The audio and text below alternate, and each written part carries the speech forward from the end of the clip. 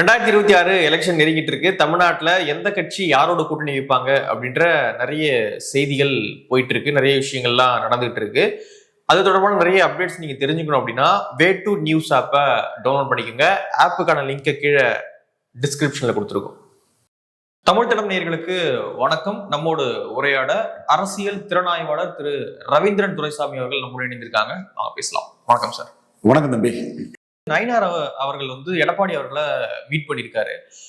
30 சீட்டு வரை பாஜகவுக்கு ஒதுக்கப்படும் அப்படின்லாம் இன்னைக்கு செய்திகள்ல வந்திருக்கு. அதுக்கப்புறம் ஓபிஎஸ் நான் சேர்த்துக்கிறேன், என்னுடைய தலைமையை ஏத்துக்கிட்டா ஓபிஎஸ் அவர்களை கட்சியில சேர்த்துக்கிறேன் அப்படின்னு எடப்பாடி அவர்கள் சொல்லியிருக்கிறதாகவும் செய்திகள் வந்துகிட்டு இருக்கு. சோ என்ன சார் போயிட்டு இருக்கு என்டிஏல? 75 சீட்டு நயினார் கேட்டாருங்கிறதான் எனக்கு இன்னர் சர்க்கிள்ல சொல்றாங்க. கட்சி லெவல்ல 67 சீட்டு தான் சுதாகர் ரெட்டி கிளைம் பண்ணி வச்சாரு. அதையும் தாண்டி 8 சீட்டு அதிகமாட்டு நயினார் 75 சீட்டு கேட்டாதான் சொல்றாங்க. பாஜக அங்க வளர்ந்துட்டு பாஜக அதிமுகவுக்கு பாதிக்கு மேல இருக்குது. நாங்க 2 ரெட்டலைக்கு ஒரு தாமரை வேணுங்கிற எங்க கருத்தை பிரதமர் மோடி ஏத்துக்கிட்டாரு. அதை நயினார் மூலமா செயல்படுத்துறதை விட அண்ணாமலைக்கு மீண்டும் பவர் கொடுத்து, நயினார் தான் தலைவர், அது இரட்டையர்களாட்டு அவங்க நின்று அதை செயல்படுத்தினா 2 ரெட்டலைக்கு ஒரு தாமரை வாங்கிட முடியும்னு மோடி நினைக்கிறாரு. அது இல்லைன்னா 29 எடப்பாடி களத்தை விட்டுக்கிட்டு ஏமாத்திருவாருங்கிறத பிஎம்ஓ கருதுறாங்க. அதனால இன்னைக்கு அண்ணாமலை கேட்டது நயனாநேந்திரன் கேட்டது இவ்வளவு சீட்டுங்கிறதெல்லாம் சும்மா கற்பனையா, பாஜகவை ஒரு பெரிய சக்தியா காட்டக்கூடாதுன்னு நினைக்கவங்கள உள்ள ஒரு சதி திட்டம் தான் இது. பெரிய அளவுல தான் கேட்டிருக்காங்க. என்ன முடிவாகுங்கிறது ஜனவரி பிப்ரவரியில தான் தெரியும். ஓபிஎஸ் சேர்த்துக்க எடப்பாடி ஓகே சொல்லிட்டாரு அப்படின்ற மாதிரி சொல்றாங்களே சார். ஓபிஎஸ், சசிகலா, தினகரன் 3 வரையும் எடப்பாடி சேர்த்துக்க மாட்டாரு. காரணம், தோத்து போனா அதற்கு பிறகு தெளிவா ஓபிஎஸ் முக்குளத்தூர் மாவட்ட செயலாளர்கள் பொதுச் செயலாளர் ஆக்கக்கூடிய அளவுலையும் இவரை தூக்கி போட்டுருவாங்கிற அச்சமும் இவருக்கு உண்டு. அதே போல தோத்து போனா மீண்டும் கட்சியை விட்டு ஓபிஎஸ் நீக்கிடுவாருங்கிறதும் ஓபிஎஸ்க்கு தெரிஞ்சதில்லை. ஸோ அவங்கள்ட்ட உள்ள மியூச்சுவல் மிஸ்ட்ரஸ்ட் காரணமா தங்களோட பெரிய லெவல்ல இருந்த 3 வரையும் எடப்பாடி சேர்த்துக்க மாட்டாரு.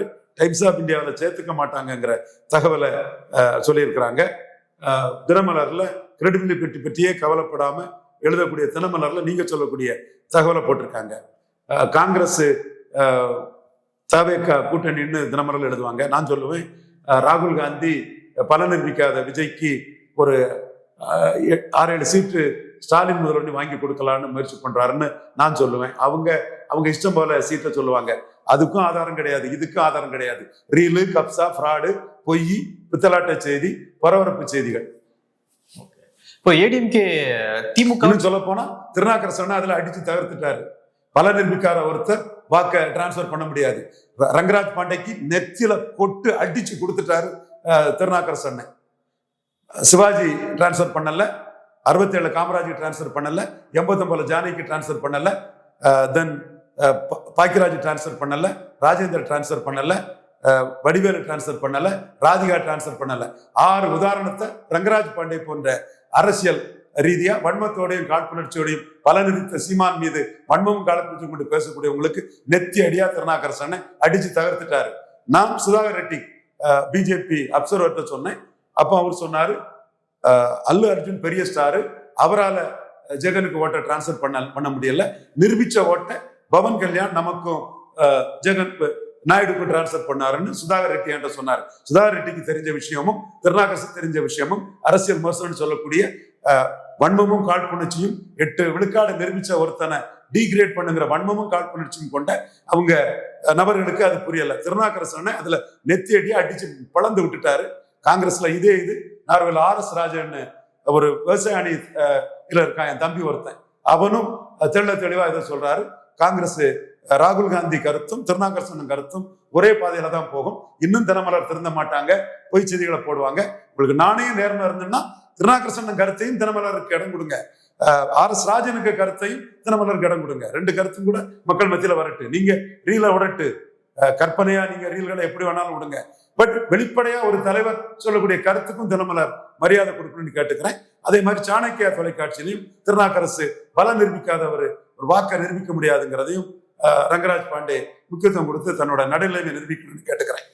தொடர்ச்சியாக பாண்டிச்சேரி பொதுக்கூட்டம், இப்போ ஈரோட்ல வந்து பொதுக்கூட்டம் போட போறாங்க தாவேக்கா ரொம்ப முன்ன விட கொஞ்சம் ஃபோர்ஸா செயல்படுறாங்களா? எப்படி சார் பாக்குறீங்க? கண்டிப்பா செங்கோட்டை அண்ணன் வந்த பிறகு அது ஒரு ஃபோர்ஸா தான் செயல்படுறாங்க. புதுச்சேரியில அவரு நாங்க ஆட்சி அமைப்புன்னு சொல்லியிருக்கலாம். ரங்கசாமிக்கு சபா புஷியானந்த் சொல்லியிருக்காரு. விஜய் சொன்னாதான் மதிப்புங்க. புஷியானந்த் சொல்றதெல்லாம் அவர் மதிப்பார். ஒரு சாதாரண தொண்டன் சொல்றது மதிப்பார். விஜய் எப்படி வேணாலும் மாத்திக்கலாங்கிறதுக்காக தான் விஜய் சொல்லலை. இப்ப விஜய் சில விஷயங்களை கமிட் பண்ணிட்டாருன்னா நாளைக்கு மாறினா காரி துப்போம். புஷியானந்த் கமிட்மெண்ட்டை விஜய் மாத்திட்டா யாரும் அதை குறை சொல்ல மாட்டாரு. விஜய் ஃபைனல் முடிவு, இறுதி முடிவுன்னு எடுத்துக்கலாம். விஜய் தன்னை ரங்கசாமிக்கு சபார்டினேட் மாதிரி தான் அந்த இடத்துக்குள்ள பேசினாரு. ஸோ சபார்டினேட்டுங்கிற தோற்றம் வந்துடக்கூடாதுங்கிறதுக்காக புஷியானந்த் இதை பேசிக்கிட்டாரு. ஸோ அது விஜய் அதுக்கு நம்பிக்கையோட சொன்னாதான் அது மரியாதை. ரங்கசாமிக்கு சபார்டினேட்டுங்கிற மாதிரி அவங்க புதுச்சேரியில் அரசியல் பண்ணது அவங்களுக்கு ஒரு வீக். இங்கேயும் அவங்க வந்து கூட்டணி இதெல்லாம் பேசுறது அவங்களுக்கு வீக்னஸ் தான். பட் ஒரு முடிவு எடுத்தாச்சு. என்னமோ அவங்களுக்கு விஜயோட அரசியலுங்கிறது வந்து ஒரு பிழைப்புவாதம் தான். அது சினிமாவுக்கே அண்ணாமலை தம்பினா ஆட வந்தவொடனே ரஜினி ரசிகர்னு சொந்த காலில் நடக்க முடியாம ரஜினி ரசிகர்கள்ட்ட வசூல் பிச்சைக்காக சின்ன வயசுலேயே பண்ணி போட்ட ஒரு பிச்சை எடுத்து தான் அவரோட அரசியல் களம். சீமான் மாதிரி எம்ஜிஆர் மலையாளி மேனன் ஜாதிவாரி கணக்கெடுப்பு நடத்த அவர் ஜாதி வெளிப்பட்டு போகும்னு சொல்லி தன் கொள்கையை ஜாதிவாரி கணக்கெடுப்புங்கிற தன் கொள்கைக்கு எம்ஜிஆர் எதிராக இருந்தாரு. எம்ஜிஆர் ஊழல்வாதி அப்படியெல்லாம் சொல்லி கொள்கையை சொல்லி சொந்த காலில் நிற்கக்கூடிய சக்தி விஜய்க்கு கிடையாது. இப்போ அவரு ஜாதிவாரி கணக்கெடுப்புன்னு சொல்லுவாரு. அதை எடுக்காத மேனன் எம்ஜிஆரை முன்னிறுத்தி தான் அவரு களமாடுவாரு. காரணம் அவருக்கு சொந்த காலை விட எம்ஜிஆர் ஜெயலலிதாங்கிற ஊன்றுகோள்கள் அவருக்கு தேவைப்படுது. இல்ல கூட்டணி எல்லாம் அமைக்காம தனியா தான் நிக்கிறார், சொந்த கால தான் நிக்கிறாரு. எம்ஜிஆர் ஜெயலலிதா ப்ரொஜெக்ட் பண்றாரு. ஜாதிவாரி கணக்கெடுப்பு எம்ஜிஆர் எடுக்கல, மேனன் எடுக்கல, அவர் ஜாதி தெரிஞ்சு போகணும்னு எடுக்கலன்னு சீமான் சொல்றாரு. இதை எடப்பாடி விஜய் சொல்லுவாரா? ஜாதிவாரி கணக்கெடுப்புக்கு அவரும் ஆதரவா தானே நிற்கிறாரு. விஜய் சொல்லுவாரான்னு கேட்கிறேன் நான். விஜய்க்கு ஒரு ஸ்ட்ராட்டஜி, சீமானுக்கு ஒரு ஸ்ட்ராட்டஜி இல்ல. சந்தர்ப்பவாதம் அதுல இருக்கு, பிழைப்புவாதம் அதுல இருக்கு. சீமான் தன் ஸ்ட்ராட்டஜில மேனன் வெளிப்பட்டு போகணும்னு எடுக்கல, கருணாநிதி தெலுங்கர் ஆதிக்கம் வெளிப்பட்டு போகணும்னு எடுக்கலன்னு போனா உளுந்தூர்பேட்டை கூட்டத்துல சொல்றாரு. நீங்க ஜாதிவாரி கணக்கெடுப்புங்கிறத சீமான் இருந்து காப்பி பேஸ்ட் பண்ணி பேசுறீங்க. அப்போ இந்த இடத்துக்குள்ள இந்த கருத்தை உங்களால சொல்ல முடியுமா? நீங்க கொடநாடு கொலை வழக்கை பற்றி இதுவரை பேசியிருக்கீங்களா? தூத்துக்குடி துப்பாக்கி சூடை பற்றி பேசியிருக்கீங்களா? ஜெயலலிதா அக்யூஸ்ட் ஃபார் கரப்ஷன்ங்கிறத சொல்லியிருக்கீங்களா? அப்போ உங்களுக்கு அதுல எம்ஜிஆர் ஜெயலலிதாங்கிற ஊண்டுகோல் வேணும், அல்லது உங்களுக்கு அதிமுகவோட காம்ப்ரமைஸ் பண்ணிடலாங்கிற ஒரு நப்பாசை இருக்கு. அந்த வித்தியாசத்தை மக்கள் மத்தியில சொல்றதுக்காக தான் நான் இதை சொல்றேன். சோ விஜய்க்கு செங்கோட்டையன் மூலமா எம்ஜிஆர் ஜெயலலிதாங்கிற ஊண்டுகோள்கள் வேணும். ஒருத்தர் ஊழல் பெருச்சாளி, இன்னொருத்தர்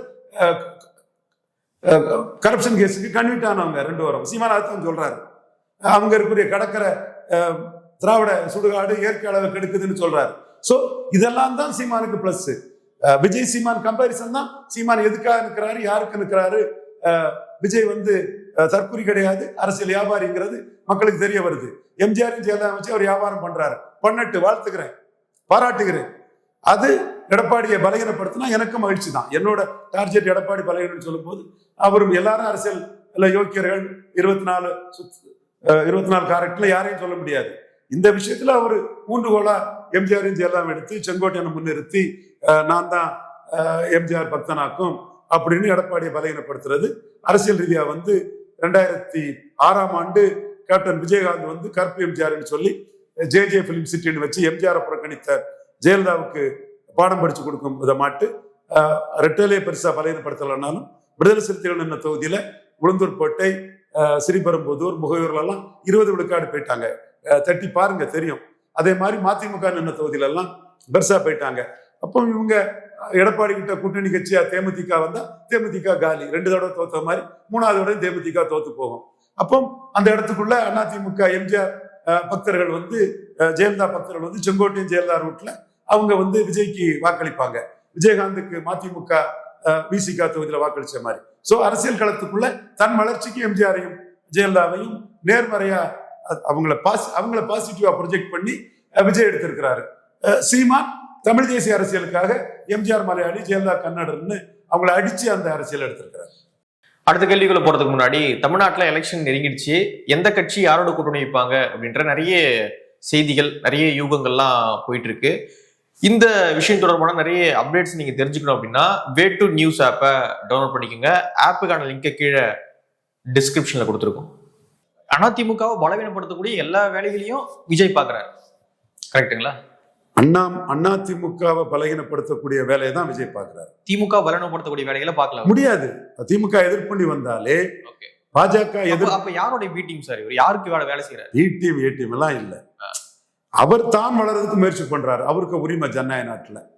நேத்து வர திமுக ரெண்டாவது இடத்துக்கு தான் போட்டி போறாரு, தவிர முதல் இடத்துக்கு போட்டி போட மாட்டாரு. அப்போ வேற ஒரு ஃபோர்ஸ் இவரை இயக்குதான்ற கேள்வி இயல்பா வரும்ல சார்? யாரையும் இயக்கலைங்க. அவருக்கு மன வலிமை இல்லை. விஜயகாந்த் மாதிரி ஜாதி கட்சியோட கூட்டணி இல்லை, 234 கேண்டிடேட்னு சொல்லியிருக்கணும். அந்த மன வலிமை இல்லாதனால கூட்டணி அது இதுன்னு விஜயகாந்த் அளவுக்கு மதுரை வீரண்டா மங்கம்மா பேரண்டான்னு அடினா அடிக்கிறதுக்கும் வெட்டுனா வெட்டுறதுக்கும் குத்துனா குத்துறதுக்கும் உனக்கு ஆள் இருக்கும்போது எனக்கு ஏன் ஆள் இருக்கக்கூடாதுன்னு விஜயகாந்த் கேட்டதுனாலும் சரி, பல விஷயங்கள்ல விஜயகாந்த் ஒரு போல்டு லீடரா 214 நிற்பேன், ஜாதி கட்சியோட கூட்டணி இல்லைன்னு அவர் அனௌன்ஸ் பண்ணார். அவர் ஜாதி கட்சின்னு அன்னைக்கு சொன்னது பாமகவையும் பிசிகாவையும் தான். உங்களுக்கு அந்த துணிச்சல் இல்லை. நீ என்னதான் கிளைம் பண்ணாலும், வெளியே நீங்க பேச்சுல கிளைம் பண்ணாலும், ஜெயில கூட்டணின்னு சொல்லும் போது விஜயகாந்துக்குள்ள தில்லு விஜய்க்கு இல்லைன்னு ஆயிப்போச்சு. ஸோ உங்க பாப்புலாரிட்டிக்கு உங்களுக்கு என்ன கிடைக்குதுன்னு பாக்குறீங்க. அதுக்கு எம்ஜிஆரையும் ஜெயலலிதாவையும் உண்டுகோலா எடுத்துக்கிறீங்க. வரட்டும், மக்கள் தீர்ப்பளிக்கட்டும். யாருக்கும் நீங்க பி டீம் கிடையாது. அவருக்கு என்ன கிடைக்குதுன்னு பாக்குறாரு. அதுக்கு என்ன ரூட்ல போனா அவருக்கு என்ன லாபம்னு பாக்குறாரு. அந்த வகையில் அவர் பயணிக்கிறாரே தவிர இன்னொருத்தருக்கு பி டீமாலாம் அவர் பயணிக்கிறாருன்னு நான் யாரையும் சொல்ல மாட்டேன்.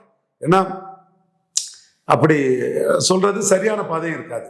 ஒவ்வொருத்தருக்கும் ஒவ்வொரு இஷ்யூல மக்களை சந்திக்கக்கூடிய உரிமை ஜனநாயகம் கொடுத்திருக்கு.